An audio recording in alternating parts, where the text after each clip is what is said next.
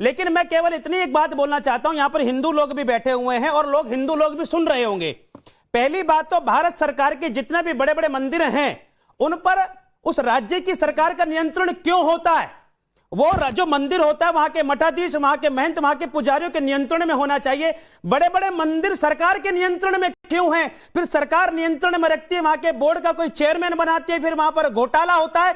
अगर हम यूं कहें कि वो सिर्फ क्रिश्चियन है और क्रिश्चियन होने के नाते वो वहां क्यों है?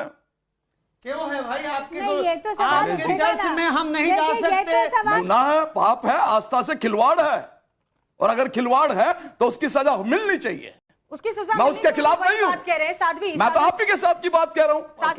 नहीं, धर्मा रेड्डी क्रिश्चियन है तो वह तिरुपति टीटीडी का चेयरमैन क्यों बनता है? क्यों वहां चेयरमैन बनाया गया? और अगर जगन मोहन रेड्डी की बात की जाती है, मैडम सुन लीजिए, साध्वी जी सुन लीजिए, अगर जगन मोहन रेड्डी जी की अगर वहां पर की गई है तो जगन मोहन रेड्डी 2016 में हरिद्वार में शिक्षा ग्रहण की थी। आप हमारी आध्यात्मिक शक्तियों के साथ खिलवाड़ कर सके, इसलिए आपकी पसंदीदा सरकार चुनकर आपको वहां बैठाती है। हमने तो कभी ये नहीं कहा कि हमें किसी चर्च में बैठा दीजिए, हमने कभी ये दावा नहीं किया। अरे ऋषिकेश में जाकर के उन्होंने गंगा पूजा की और वहां पर लंगर खिलाया। कैसे बनते हिंदू? हिंदू हो गया? नहीं, ऐसे नहीं बनते। क्या बात कर रहे हैं? आज अगर मैं यहाँ पर ईसाई बना देता हूं किसी का। नमस्कार दोस्तों, आजकल तिरुपति बालाजी का मुद्दा बहुत ही गरमाया हुआ है। कारण है कि तिरुपति बालाजी के प्रसादम में जानवरों की चर्बी या मछली का तेल मिले होने की पुष्टि हुई है। फूड अथॉरिटी ने इसकी पुष्टि की है, इसकी जांच की है, जिसमें पाया गया है कि इसमें जानवरों की चर्बी, उनके तेल या मछली का तेल मिला हुआ है। इस तरह का कुकृत्य पिछली सरकारों के द्वारा हुआ है, उनके कार्यकाल में हुआ है। हिंदू धर्म को भ्रष्ट करने के लिए महाबहस छिड़ चुकी है कि आखिर ऐसा कुकृत्य अपराध कोई कर कैसे सकता है। इसी पर आज की यह डिबेट है और साथ ही इसमें पारसी फादर का क्या रोल है, उनकी क्या भूमिका है, आज की इस डिबेट में आप जानने वाले हैं। तो आइए सबसे पहले इस डिबेट वीडियो को देखते हैं। मैं मिलता हूं इस वीडियो के लास्ट में। तो ये गुस्सा, ये आक्रोश, अब मैं फादर आपके पास आता हूं डी दास जी, और एक सवाल जो शुरुआत में शैलेश जी जिस बात का जिक्र कर रहे थे कि एक षड्यंत्र चल रहा है। कई लोग आरोप ये लगाते हैं कि मिशनरीज इस काम में लगी हुई हैं। शैलेश जी ने सवाल उठाया कि भाई ये क्रिश्चियन को क्यों वहां पर ट्रस्ट में घुसा दिया था। सर्वप्रथम साधु संतों को प्रणाम, और यहां पर दीर्घा में बैठे हुए तमाम बच्चों को साधुवाद, आशीर्वाद। आस्था विश्वास का विषय है। हर गुनाह, हर पाप माफ किया जा सकता है, किंतु आस्था से जब खिलवाड़ होता है तो वो माफ करने के लायक नहीं है। करोड़ों हिंदुओं बहन भाइयों की आस्था से ये खिलवाड़ हुआ है, और पाप गुनाह है। इस गुनाह की सजा जितनी दी जाए उतनी कम है। आचार्य शैलेश जी ने जो आरोप लगाया, जिसका जवाब देने के लिए आपने मुझसे कहा है, चाहे क्रिश्चियन हो, मुस्लिम हो, हिंदू हो, अगर वो गुनाह करता है तो वो धर्म का नहीं है, वो पापी है। वो पापी है, उसको उसके पाप की सजा मिलनी चाहिए। अगर हम यूं कहें कि वो सिर्फ क्रिश्चियन है और क्रिश्चियन होने के नाते वो वहां क्यों है? क्यों है भाई? आपके ये तो सवाल आपके चर्च में हम नहीं जा सकते। मैं जवाब दे दूं बंद करके। मेरी सुन लेंगे, मेरी सुन लेंगे, मेरी सुन लेंगे।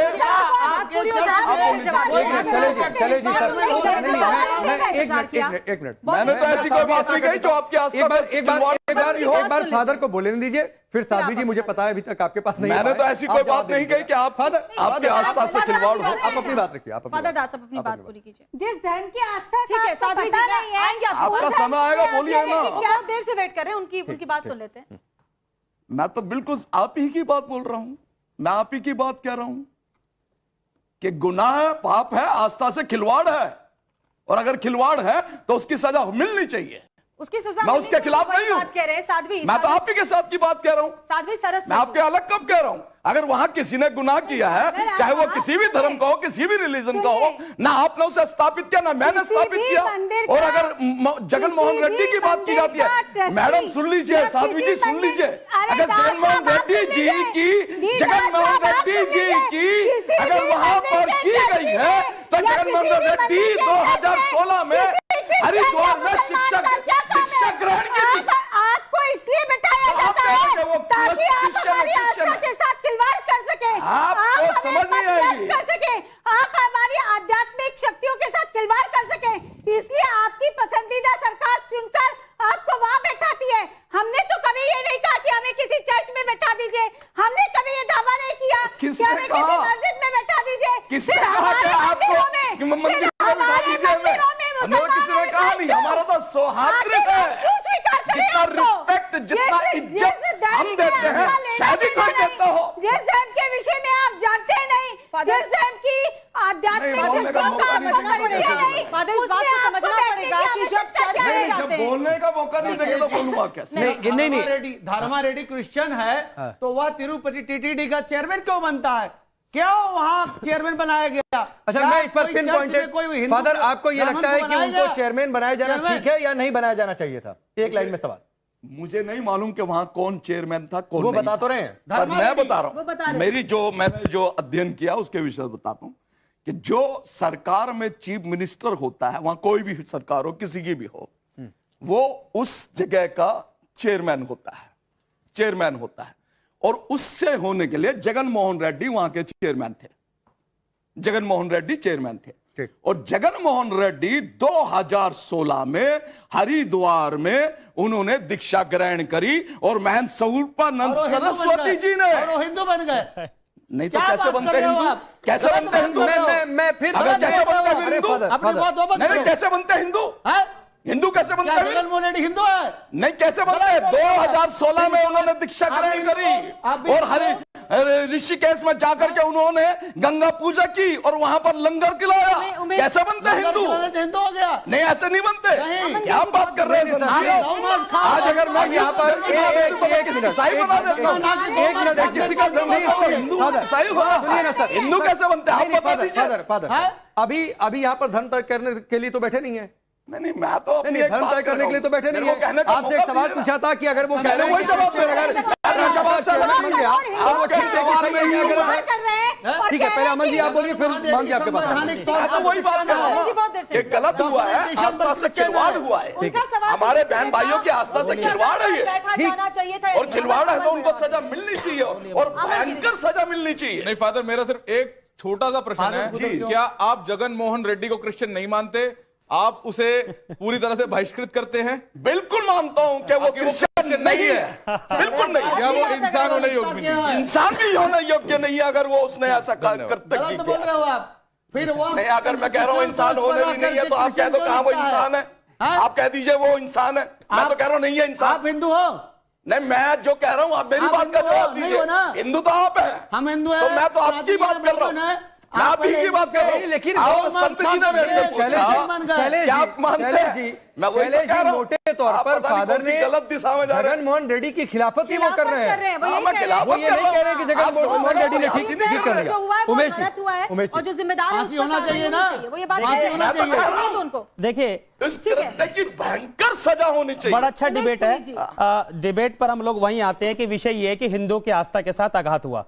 हम सब जानते हैं जगन मोहन रेड्डी का इतिहास क्या रहा है। क्रिश्चियंस कम्युनिटी से वो आते थे। अभी दास जी ने बोला कि उन्होंने अपना धर्मांतरण कराया, अभी मुक्तेश्वरानंद के वो उसमें गए, जो भी हुआ, लेकिन ऐसा कोई प्रमाण अपने पास तथ्यों में अभी है नहीं कि वो है ऐसे प्रक्रिया हुई थी। लेकिन मैं केवल इतनी एक बात बोलना चाहता हूं, यहां पर हिंदू लोग भी बैठे हुए हैं और हिंदू लोग भी सुन रहे होंगे। पहली बात तो भारत सरकार के जितने भी बड़े बड़े मंदिर हैं उन पर उस राज्य की सरकार का नियंत्रण क्यों होता है? वो जो मंदिर होता है वहां के मठाधीश, वहां के महंत, वहां के पुजारियों के नियंत्रण में होना चाहिए। बड़े बड़े मंदिर सरकार के नियंत्रण में क्यों हैं? फिर सरकार नियंत्रण में रखती है, वहां के बोर्ड का कोई चेयरमैन बनाती है, फिर वहां पर घोटाला होता है। मैं तो यहां तक बोल रहा हूं कि तिरुपति बालाजी मंदिर के अंदर जो भोजन के अंदर यह महा अपराध हुआ है, वहां पर रहने वाले, वहां पर अपना जीवन काम करने वाले लाखों ब्राह्मणों के साथ किस प्रकार का आघात करने का काम किया। एक चीज मैं और बोलता हूं, चिंतन मनन करना चाहिए भारत के लोगों को, हिंदू को चिंतन मनन करना चाहिए कि हिंदुओं के साथ इसी प्रकार का आघात चलता रहेगा क्या? हम लोगों को इतना सॉफ्ट समझ रखा है क्या? नहीं, अब समय प्रतिकार करने का आ गया है। और मैं तो भारत के सभी लोगों से विनती करता हूं कि मेल के माध्यम से, ट्वीट के माध्यम से आप वाईएसआर जो उसकी पार्टी है और सरकार जो वहां की वर्तमान सरकार है, वहां पर आप मेल कीजिए, अपने विचारों का प्रकटीकरण कीजिए, मेरा और एक विरोध सवाल और प्रकट है, कीजिए। और वो साध्वी आपसे सवाल है, और सवाल यह है कि इस देश में मंदिरों को कुछ भी कह दिया जाए, इस देश में प्रसाद में मिश्रण कर दिया जाए, जिसका मन आए हिंदू देवी देवताओं के बारे में कुछ भी कहकर चल दे, फिल्म बना दी जाए, हिंदू पर्वों पर पत्थर बरसा दिए जाए, और फिर उसके बाद कहा जाए कि भाई गड़बड़ यहीं पर है। देखिए राजेश जी, बहुत स्पष्ट एक बात है राकेश जी, सॉरी, बहुत स्पष्ट है, ये तय हो गया था जब ये कहा गया कि हिंदू के समूल विनाश की नींव रखनी चाहिए। ये कहा गया कि हिंदू सनातन को डेंगू और मलेरिया से कंपेयर कर दिया गया। जब सनातन को HIV और एड्स से कंपेयर करके देखा गया, तभी इस षड्यंत्र की बुआनी शुरू हो गई थी, और ये तय हो गया था कि कुछ लोग लगे हुए हैं जिसके लिए बाहर से भी फंडिंग होती है। सो दोस्तों, उम्मीद करता हूं कि आपने इस डिबेट वीडियो को देख लिया होगा और तिरुपति बालाजी के प्रसादम से संबंधित सभी जानकारियां आपको मिल गई होंगी। दोस्तों, इस तरह के कुकृत अपराध के लिए अपराधियों को कड़ी से कड़ी सजा होनी चाहिए और इस मामले की CBI जांच होनी चाहिए। वैसे CBI जांच की मांग भी जोरों से उठ रही है। साथ ही सनातन धर्म रक्षा बोर्ड बनाने की भी मांग बहुत ही तेजी के साथ उठ रही है और यह लॉजिकल भी है। मैं चाहता हूं कि आप सभी सनातनी, आप सभी हिंदू धर्म को मानने वाले लोग सनातन धर्म रक्षा बोर्ड बनाने की मांग को मुखर करें, उसकी मांग करें और इस बोर्ड की स्थापना करने में अपना योगदान दें। तो दोस्तों, आपको आज का यह डिबेट वीडियो कैसा लगा हमें कमेंट करके जरूर बताइएगा, और ऐसी ही महत्वपूर्ण डिबेट को देखने के लिए आप हमारे इस चैनल को सब्सक्राइब कर लीजिए और इस वीडियो को लाइक व शेयर भी कर दीजिएगा। मैं मिलता हूं नेक्स्ट वीडियो में, तब तक के लिए take care, wish you all the best, bye bye.